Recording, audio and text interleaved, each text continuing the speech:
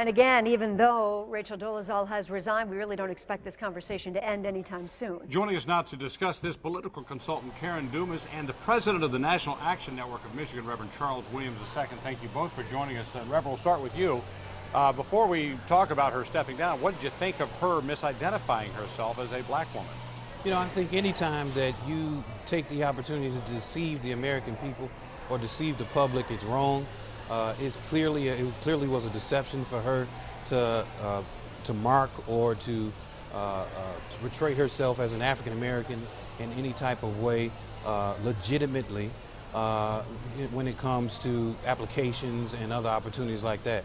However, on the other side of that, you know, there are a lot of people who identify with African American culture, identify what it means to be a black person. 80% of the music that's of hip-hop culture, which is African American based, is purchased by white young people from suburbs. So I mean, you know, African American culture and black culture is something to be desired, and I mean that's not a crime, that's not wrong. But it's wrong to tell a lie. Well, and Reverend, I think that's the issue that a lot of people have, including her parents, by the way. You know, I saw an interview she did on the Today Show this morning. Her mother, who was kind of outed her over the weekend, said, to her mom saying here, to identify with different people groups is, I think, a healthy thing, she said, to befriend, to be involved with issues, but to be deceptive and dishonest about who you are is a totally different matter, and I think that's what a lot of people don't like here. Karen, was her stepping down the right decision, do you think? Well, certainly. I mean, I think because it was just creating too much of a distraction. But I think the bigger issue is that she took it a step too far. As the Reverend said, we certainly see people emulating the African American culture on a daily basis, both in the public eye and our private encounters. But she took it a step too far, and I think the core issue is that she lied about who she was. Now, Karen, by all accounts, she was fairly effective as president of this NAACP chapter, so she's doing good work. You know, why cheer that she steps down? And that's the core, that's the important thing. But had she just, you know, presented herself for who she was, I don't think that she wouldn't have been denied the opportunity. So I think she would have done a much better job if she were just herself. I don't think she would have been denied the opportunity to serve the NAACP in any capacity. They've said that. So I think she has some issues far beyond just projecting the appearance of the African American culture. As a matter of fact, I know the NAACP has had many white officials over the years. Reverend, we didn't get your take on your thoughts on her stepping down, though. Was it the right thing to do because she was a bit of a distraction at this point, or should she have waited it out, do you think?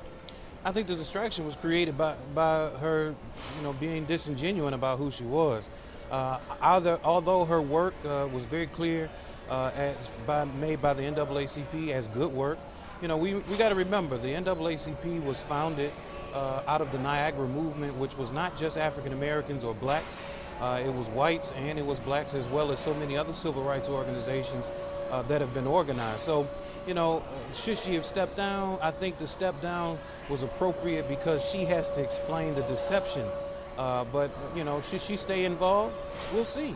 You know, really, a democratic organization like the NAACP local chapter has to say who that president will be. So maybe she'll step down and maybe she'll enter her hat back in the ring to run again. And if the membership feels that she should be there, she'll be there. But if they don't, obviously she'll have to move on. All right, Karen Dumas, we have about 30 seconds here. So the good that comes out of this is maybe we're all talking about it.